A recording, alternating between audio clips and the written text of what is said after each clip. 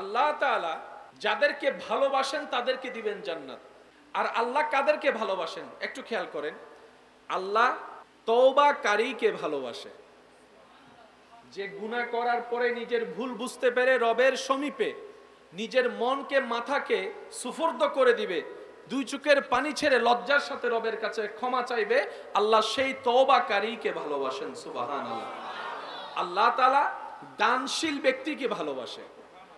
আল্লাহ তাআলা তাকওয়া অর্জন, রবকে যারা ভয় পেয়ে চলার চেষ্টা করে তাদেরকে ভালোবাসে। আল্লাহ কাদেরকে ভালোবাসে? যারা আল্লাহর উপর ভরসা করে চলার চেষ্টা করে, আল্লাহ তাদেরকে ভালোবাসে। সুবহানাল্লাহ। আল্লাহ ধৈর্যশীলকে ভালোবাসে, আল্লাহ ক্ষমাকারীকে ভালোবাসে, আল্লাহ তাআলা বিনয়ীকে ভালোবাসে, আল্লাহ তাআলা ভদ্রতাকে ভালোবাসে, আল্লাহ তাআলা নম্রতাকে ভালোবাসে। সুবহানাল্লাহ।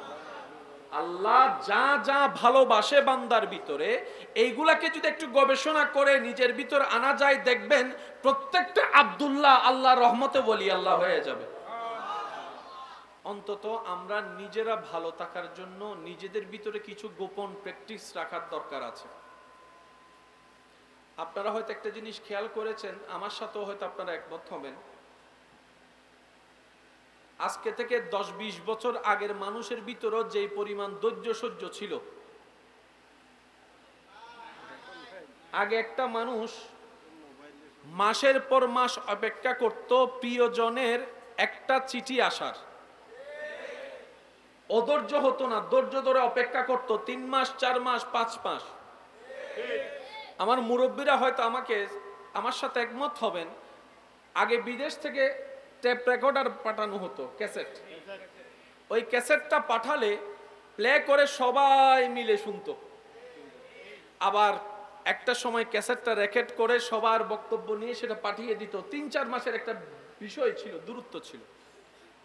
একটা সময় মানুষ 3-4 মাস যে চিঠির অপেক্ষা করে ধৈর্য ধরে থাকতো, আজকে বিজ্ঞানের উন্নত প্রযুক্তির কারণে মাধ্যমে যখন সে মানুষটা ভিডিও কলে দেখার সুযোগ হয়েছে, একবার ভিডিও কল কিংবা মেসেজ দেওয়ার পরে রিপ্লাই না পেলে, রিসিভ না করলে, আপনি আমি দ্বিতীয়বার কল দেওয়ার পরে প্রথম কথাই বলে হন্ডা জিলি দিয়ে তখন।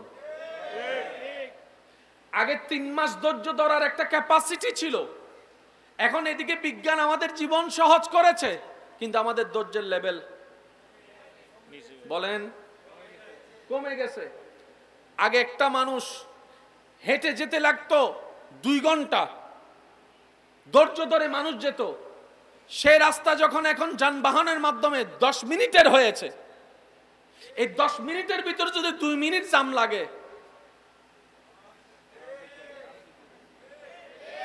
আরেকটা আওয়াজ দিয়ে বলেন, দিন দিন ধৈর্যের লেভেল। যার কারণে স্বামী স্ত্রীর ভিতরে 2 কথা হলে মেজাজ গরম, সম্পর্কের মধ্যে ফাটল পর্যন্ত চলে আসতেছে, এই ধৈর্য না থাকার কারণে। কথা বলেন ঠিক কিনা? বাপ চাচার ভিতরে কথা হচ্ছে, ভাই ভাই কথা বলছে, হয়তো একটু দূরত্ব মনোমালিন্য ভুল বুঝাবুঝি হয়েছে, বাপ চাচার কথার ভিতরে মাঝখানে ছেলেরা পর্যন্ত কথা বলে বেয়াদবি করে ফেলতেছে, এমনও আছে না নাই? কথা বলেন। বিভিন্ন জায়গায় দেখা যায় 2-4টা ওই যে পান থেকে চুন খসলেই আপনার আমার টেম্পারেচার হাই হয়ে যাচ্ছে, যার কারণে সম্পর্কে ফাটল আসতেছে, দুশ্মনী পয়দা হচ্ছে, মামলার শিকার হচ্ছে, হামলার শিকার হচ্ছে, পরিবারগুলো ভেঙ্গে ভেঙ্গে তছনছ হয়ে যাচ্ছে ওই ধৈর্যের নিয়ামত না থাকার কারণে।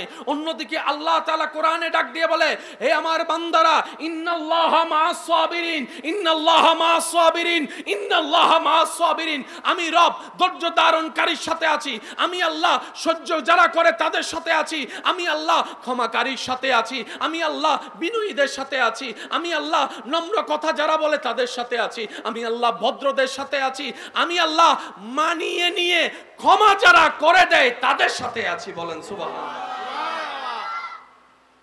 তাহলে ধৈর্যটা শুধু আপনাকে জান্নাত দিবে তা নয়, দুনিয়াতেও আপনার পরিবার পরিবেশকে জান্নাতের পরিবেশ বানায় দিবে। বলেন সুবহানাল্লাহ। এই ধৈর্য কখন আসবে? যখন রূহ হবে শক্তিশালী। যখন রূহ হবে শক্তিশালী, ধৈর্য অটোমেটিক কি বলেন না? ধৈর্য অটোমেটিক। যে 2-1 জন আমাকে ভালোবাসেন, আবদার করে বলে যাই রাখার চেষ্টা করবেন। সব বিচার নিজে করতে যায়েন না, কিছু বিচার আল্লাহর জন্য রেখে দেন। আমরা সব সময় বিচার নিজে করতে চাই। রব বলে যে আমি আহকামুল হাকিমিন আছি, তো তুই বিচার করতেছস, কয়টা বাড়ি দিবি, কয়টা মাইর দিবি? কিছু বিচার আমার জন্য রেখে দে। তো আল্লাহ আমি কি করব? বলে যে তুই ক্ষমা করে দে। আল্লাহ সে আমার উপর জুলুম করেছে, অত্যাচার করেছে, অন্যায় করেছে, আমি কেন ক্ষমা করব? রব বলে যে যে ক্ষমা করে আমার বান্দাকে আমার জন্য, আমি আল্লাহ তাকে ক্ষমা করে দিই যে ক্ষমা করে দেয়।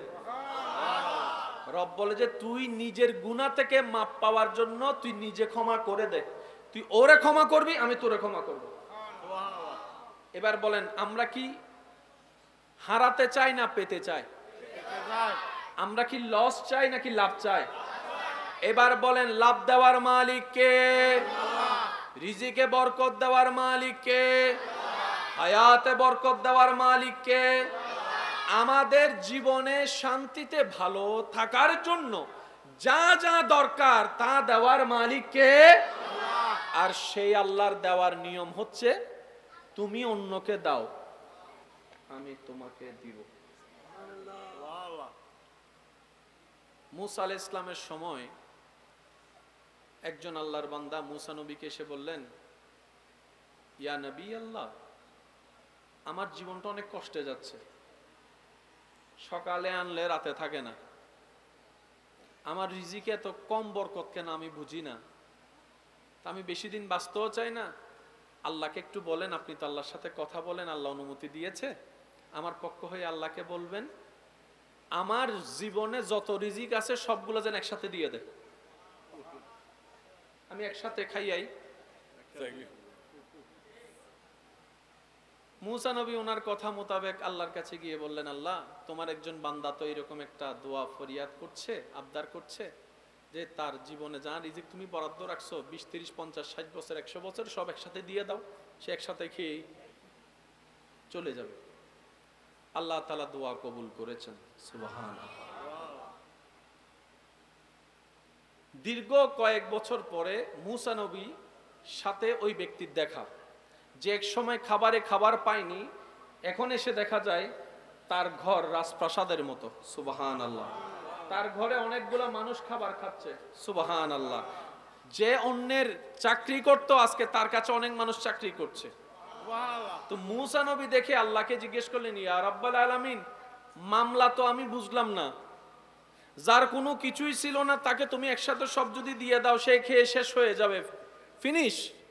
এখন দেখি যে সেও আছে, তার ঘরও আছে, সম্পত্তিও আছে, তার অট্টালিকার অভাব নাই। আল্লাহ ব্যাপার কি? এতটুকু তো জানি তোমার প্রত্যেকটা কাজে বান্দার জন্য উপকার আছে, তোমার প্রত্যেকটা কাজে কোনো না কোনো হিকমত লুকানো আছে, সুবহানাল্লাহ।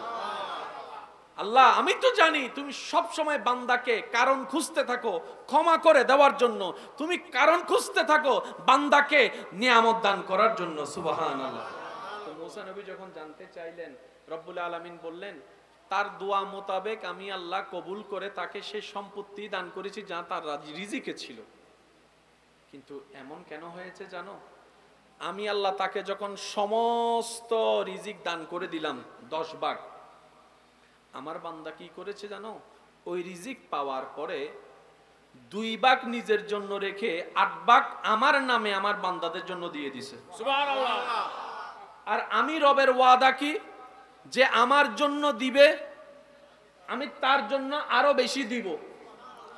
এবার সে আমার জন্য আমার দেওয়া রিজিক থেকে 1 বস্তা যখন রিজিক চাউল যখন আমার অভাবে বান্দাকে দিয়েছে, তা আমি আল্লাহ তো ওয়াদা ভঙ্গ করতে পারি না।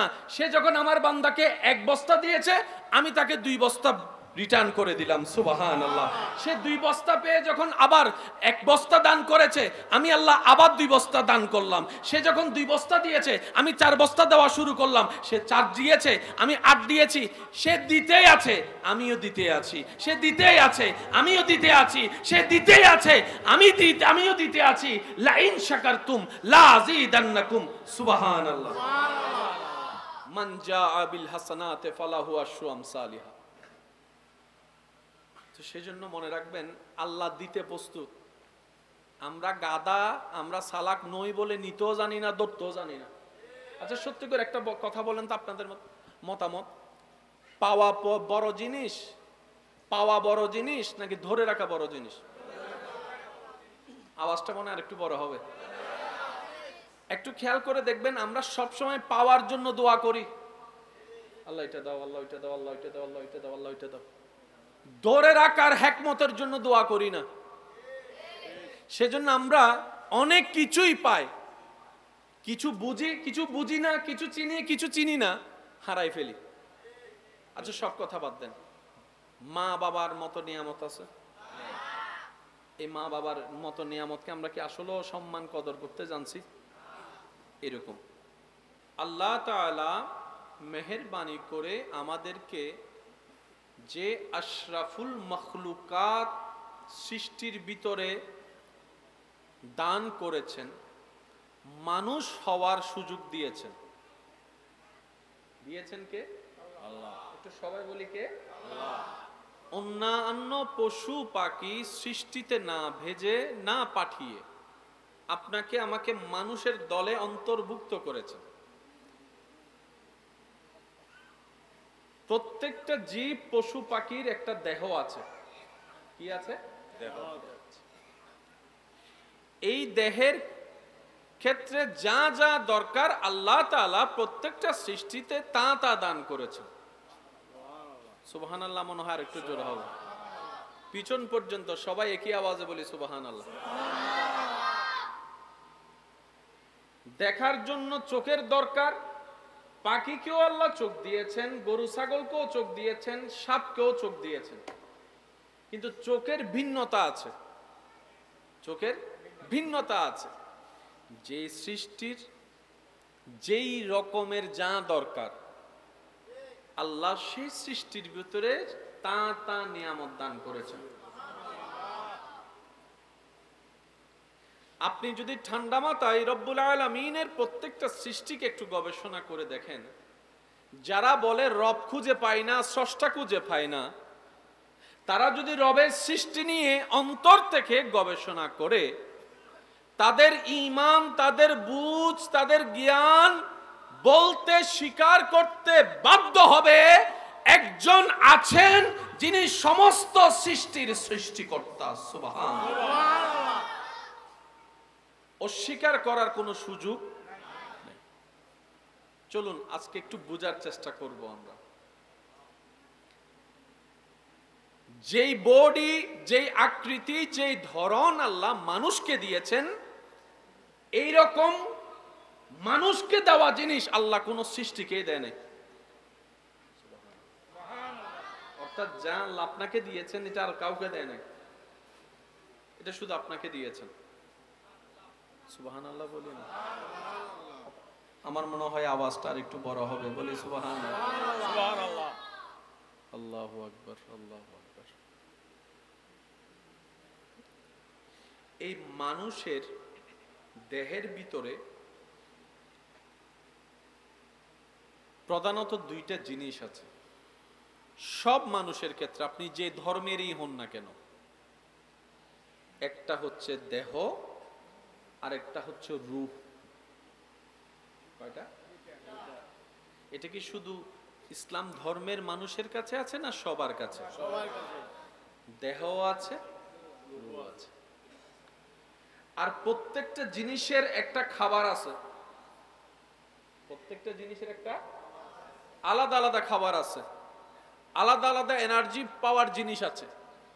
সেজন্য চোখের সমস্যা নিয়ে ডাক্তারের শরণাপন্ন যখন আমরা হই, ডাক্তার আমাদেরকে সবজি খাওয়ার জন্য পরামর্শ দেয়। কথা বলেন। মাছ খাইতে বলে, নমাতে মাছ খাইতে বলে, মাছ খাইতে বলে। অন্য ক্ষেত্রে গিয়ে ডাক্তার পরামর্শ দেয় এই রোগের জন্য সাগরের মাছ খান। অন্য একটা রোগের বেলায় গিয়ে ডাক্তার মশাই আমাদেরকে বলেন আমিষ একটু বেশি খান, শাক একটু বেশি খান। সবজি একটু বেশি খান, একটু আওয়াজ দেন। আপনার দেহে যেই যেই প্রবলেম আছে ওই প্রবলেমের সমাধানের জন্য, ওই অপূর্ণতা ঘাটতিকে পূরণ করার জন্য রব্বুল আলামিন এই দেহকে সঠিকে রাখার জন্য এই পৃথিবীর বুকে আল্লাহ পাক সেই নিয়ামতওয়ালা খাবার দান করে দিয়েছেন। গরু ঘাস খায়, দুধ বের হয়। গাভী যখন ঘাস খায় কি বের হয়? এবার বলেন দুধের মধ্যে আমাদের জন্য উপকার আছে না নাই? আর একটু আওয়াজে বলেন আছে না নাই? গরুর দুধের মধ্যে উপকার, আবার গরুর গোশত দিয়ে উপকার, আবার সেই সমস্ত খাবারগুলো আমাদের দেহের জন্য উপকার, দেহের জন্য উপকার। তাহলে মানুষের দুইটা জিনিস, একটার নাম দেহ, একটার নাম রূহ। দেহের জন্য কিছু খাবার আছে, আর দেহের খাবারটা কোত্থেকে পাই একটু খেয়াল করে দেখেন। যে ভাত আমরা খাই সেটা আসে জমিন থেকে দান হয়ে। আমাদের রক্তের যে সমস্যা সেটার জন্য যা যা শাকসবজির দরকার তাও আসে জমিন থেকে।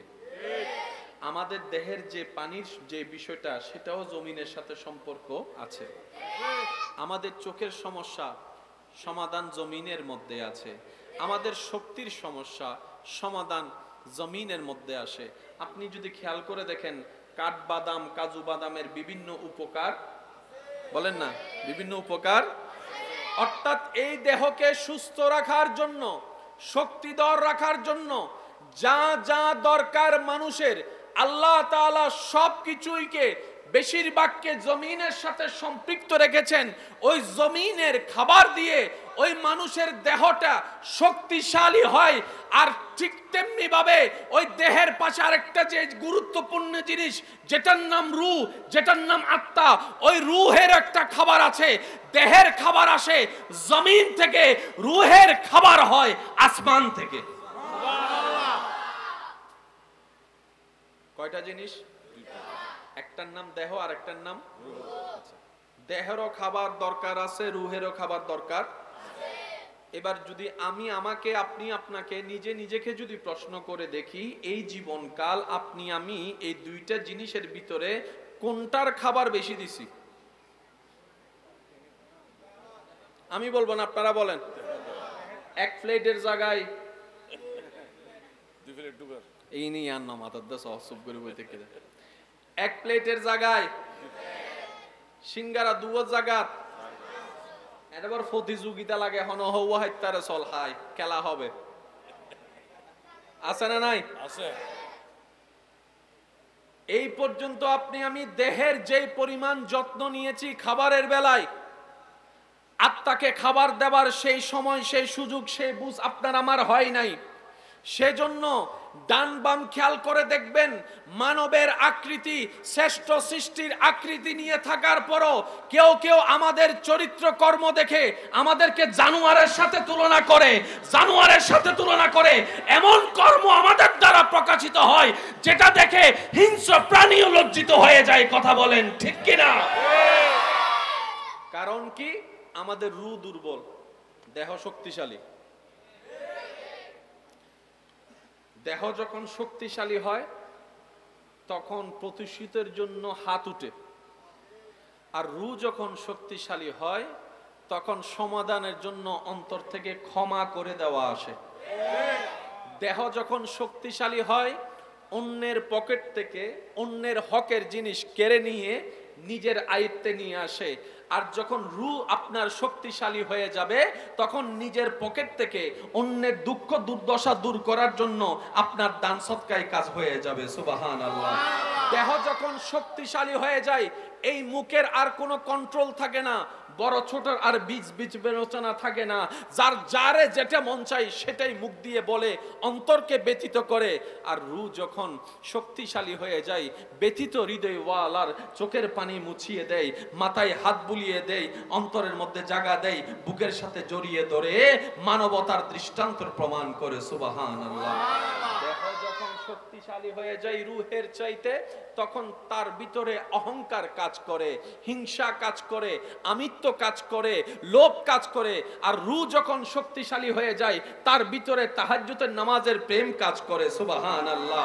ফরজ রোজার পাশাপাশি নফল রোজা কিভাবে রাখা যায় ব্যস্ত সময়ের ভিতরে, সেটার চাহিদা অন্তরের মধ্যে কাজ করা শুরু করে।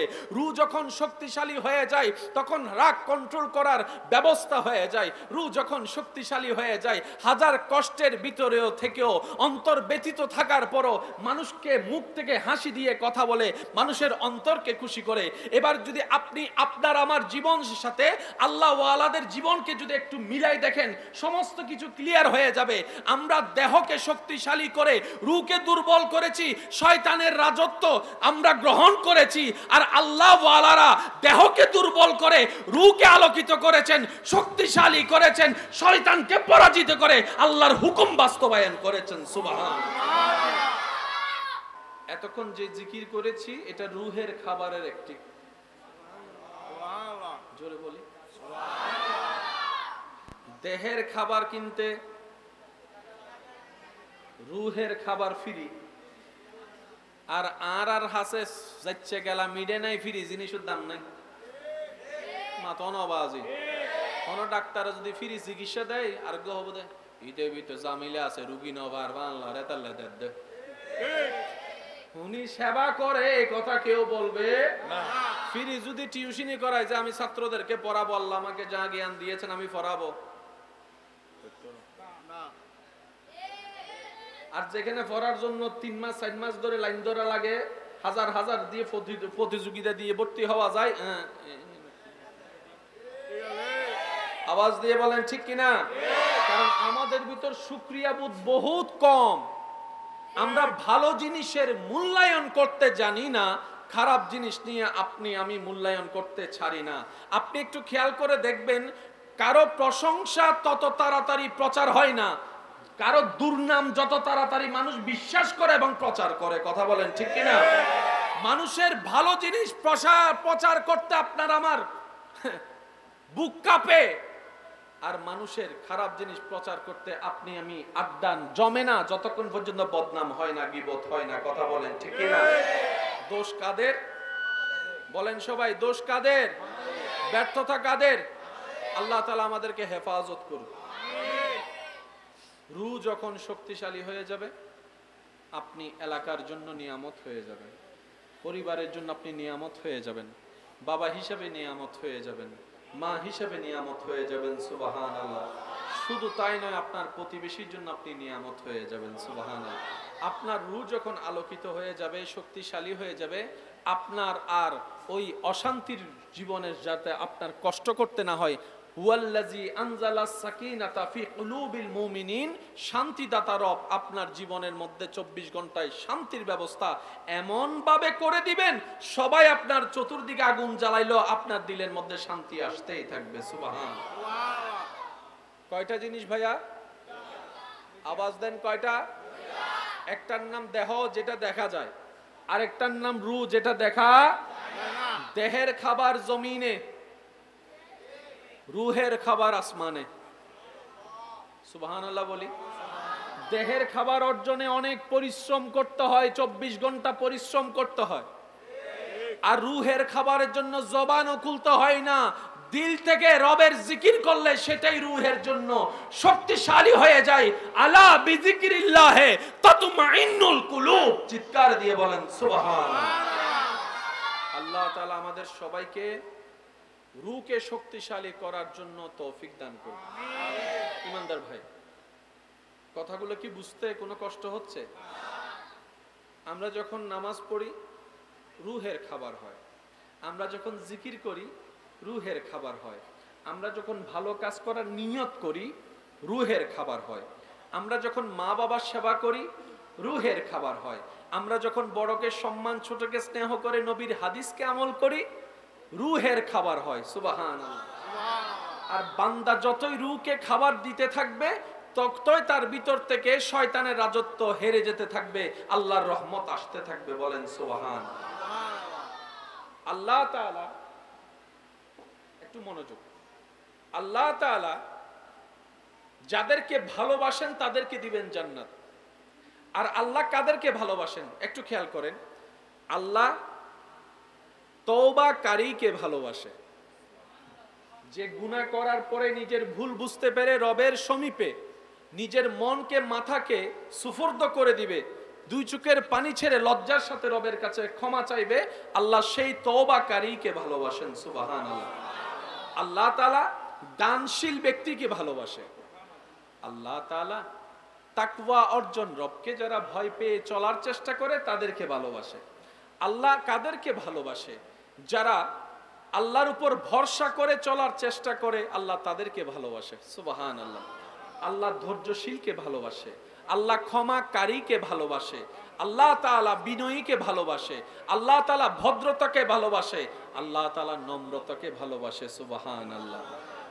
আল্লাহ যা যা ভালোবাসে বান্দার ভিতরে, এইগুলাকে যদি একটু গবেষণা করে নিজের ভিতর আনা যায়, দেখবেন প্রত্যেকটা আব্দুল্লাহ আল্লাহর রহমতে ওলি আল্লাহ হয়ে যাবে।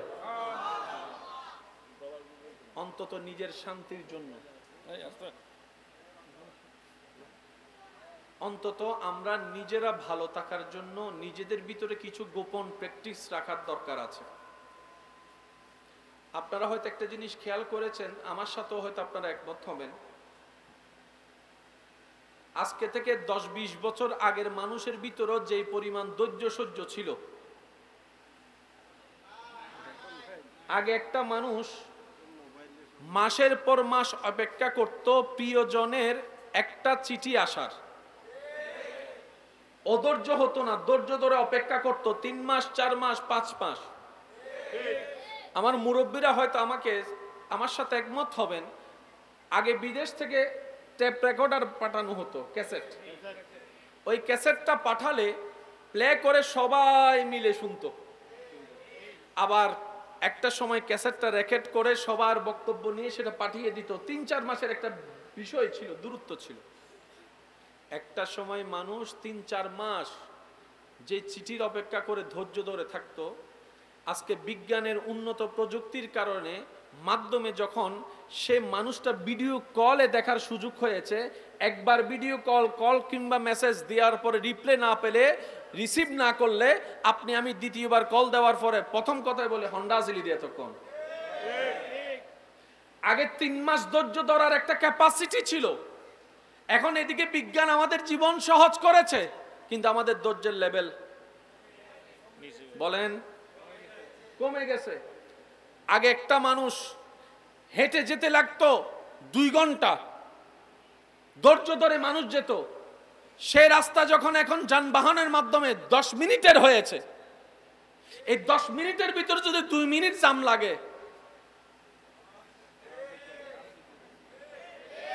আরেকটা আওয়াজ দিয়ে বলেন, দিন দিন ধৈর্যের লেভেল, যার কারণে স্বামী স্ত্রীর ভিতরে 2 কথা হলে মেজাজ গরম,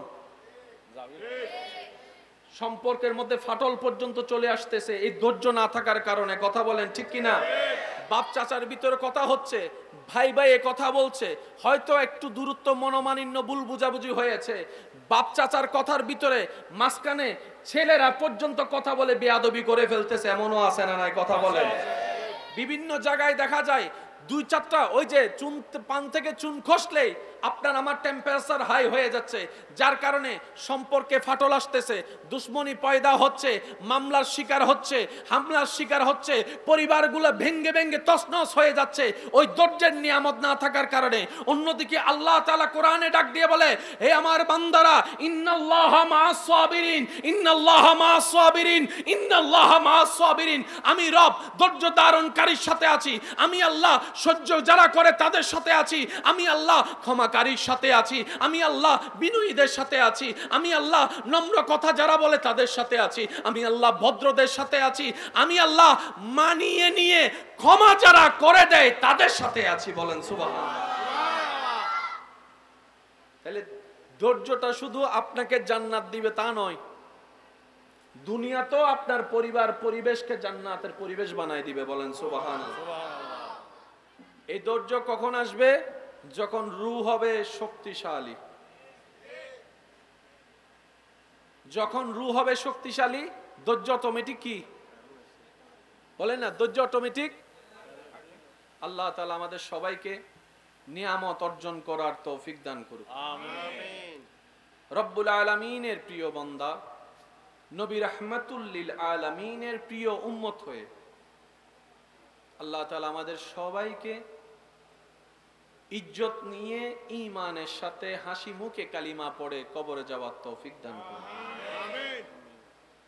যে দুই একজন আমাকে ভালোবাসেন, আবদার করে বলে যায়, রাখার চেষ্টা করবেন। কি দুই একজন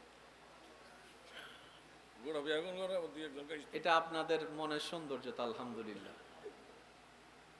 সব বিচার নিজে করতে যায়েন না, কিছু বিচার আল্লাহর জন্য রেখে দেন। সুবহানাল্লাহ গরজে হই আরেকখান আস্তে করে হোক। আমরা সব সময় বিচার নিজে করতে চাই। রব বলে যে আমি আহকামুল হাকিমিন আছি, তো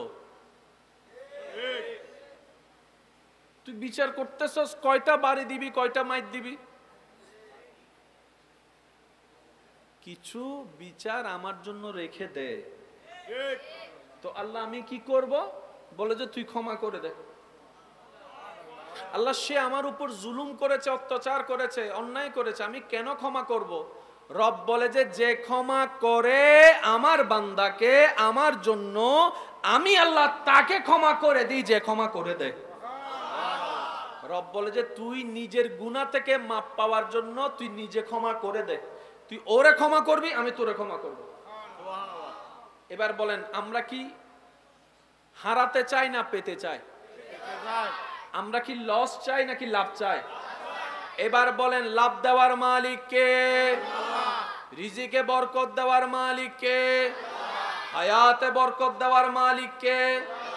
আমাদের জীবনে শান্তিতে ভালো থাকার জন্য যা যা দরকার তা দেওয়ার মালিক কে? আর সেই আল্লাহর দেওয়ার নিয়ম হচ্ছে তুমি অন্যকে দাও, আমি তোমাকে দিব।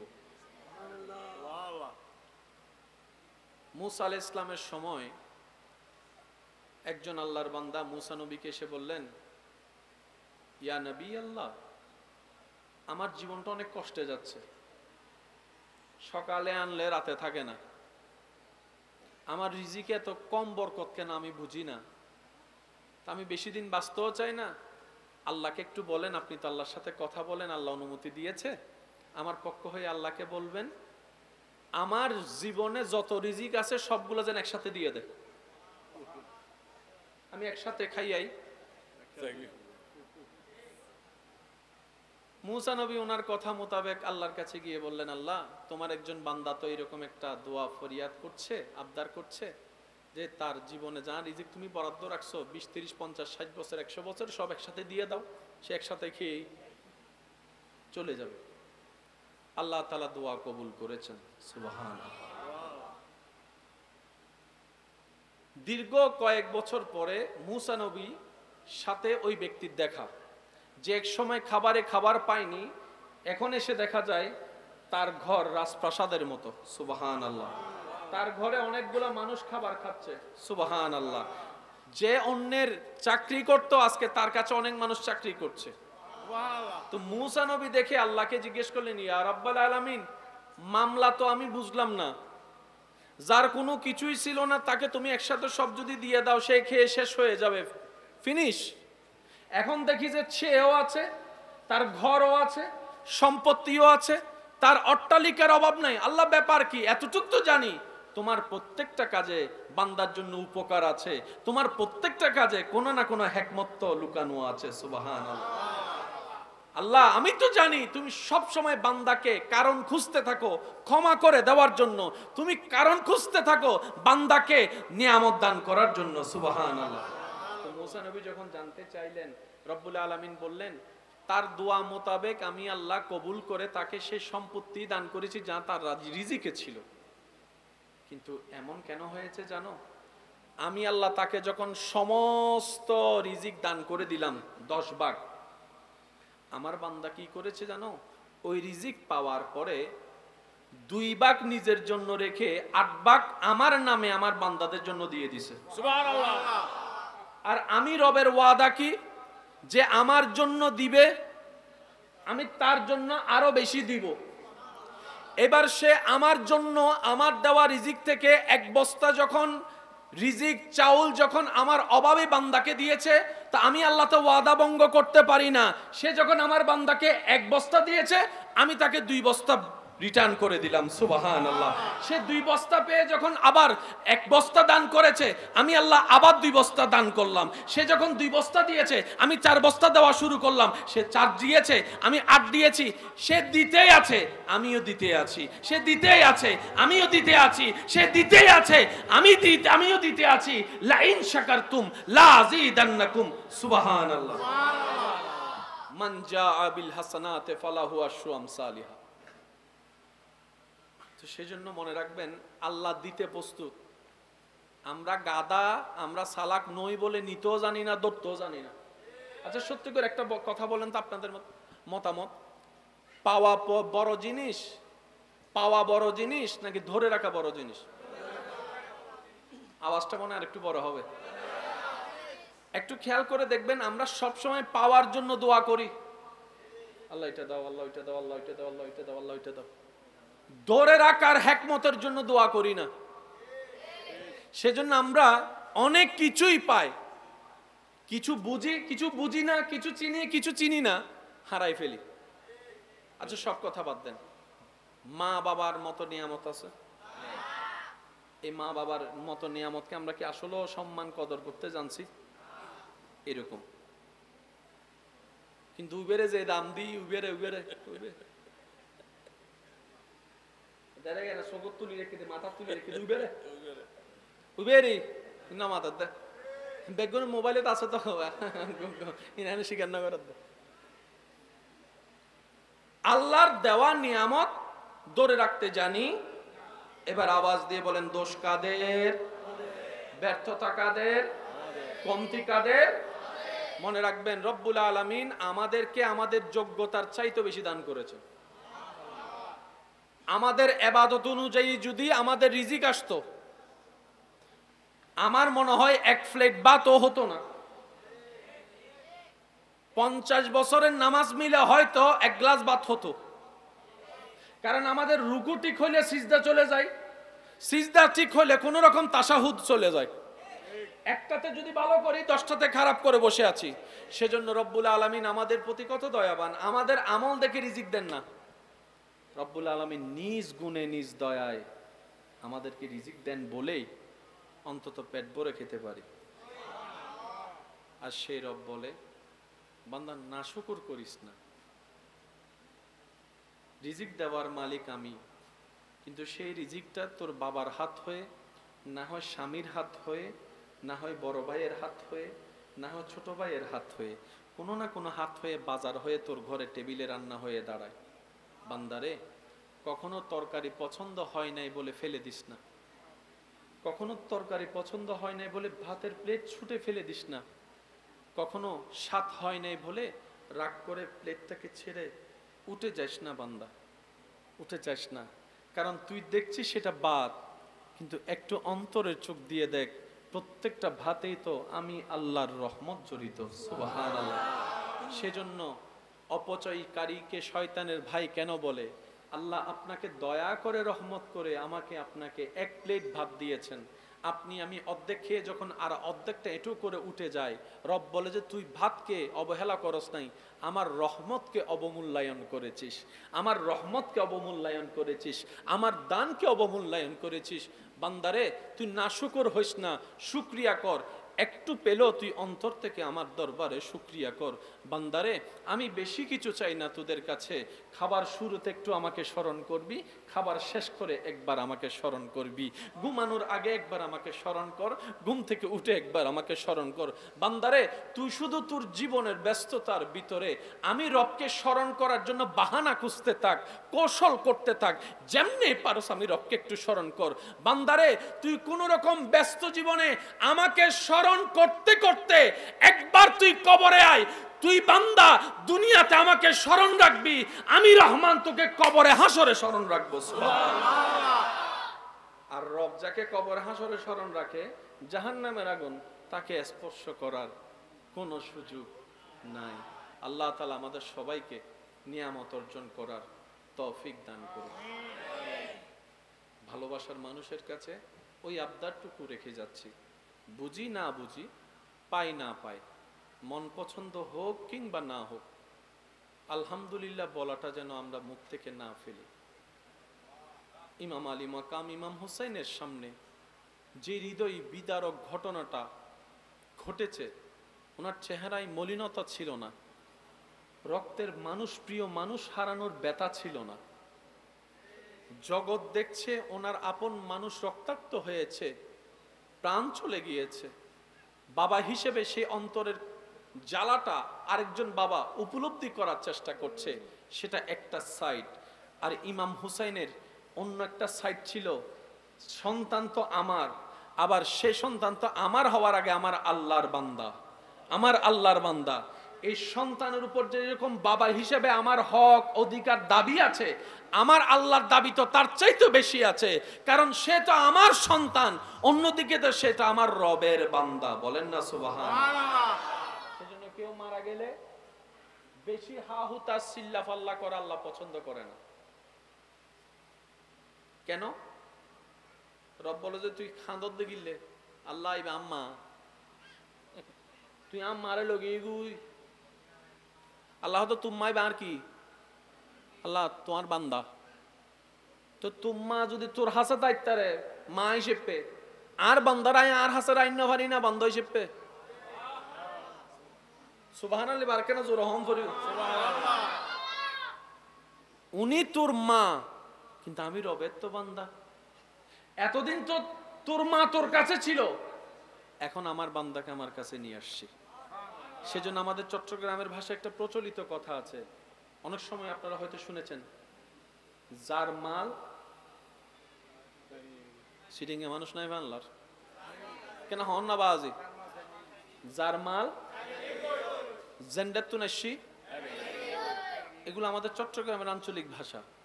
যার মাল তিনি নিয়ে গেছেন, যেখান থেকে আসছে সেখানে চলে যায়। আমাদের জীবনটা কি? এক কথায় বলি, ফ্রম আল্লাহ। সুবহানাল্লাহ। আমাদের সবার জীবন ফ্রম আল্লাহ, ফর আল্লাহ, টু আল্লাহ। আবার বলছে, একটু খেয়াল করেন, ফ্রম আল্লাহ, ফর আল্লাহ, টু আল্লাহ। জীবন সাকসেস। এই জীবনে আর ব্যর্থতা বলতে কোনো কিছু। রব বলে যে বান্দাটা তোমার যেরকম সম্পর্কে, বান্দাটা আমারও সম্পর্কে। তুমি যেরকম সেই বান্দার যে মারা গিয়েছে, তুমি যেরকম তার সন্তান, আমিও সেই বান্দার আল্লাহ, সৃষ্টিকর্তা। তোমার প্রতি যদি, তোমার ওনার প্রতি যদি বান্দা হিসেবে সম্পর্ক হিসেবে যদি, তোমার ওনার প্রতি সম্পর্ক হিসেবে যদি এতটুক দায়িত্ব মায়া ভালোবাসা থাকে, আমি আল্লাহ স্রষ্টা হিসেবে দায়িত্ব মায়া আরো বেশি আছে। মা তো সন্তানকে খাওয়াইছে দুনিয়াতে আসার পরে ওয়া করে কান্না করার পর, বাবা তো খাওয়াচ্ছে 6 মাস 7 মাস হওয়ার পর, আর আমি রব তো আমার বান্দাকে মায়ের পেট থেকেই খাওয়া শুরু করে দিয়েছি।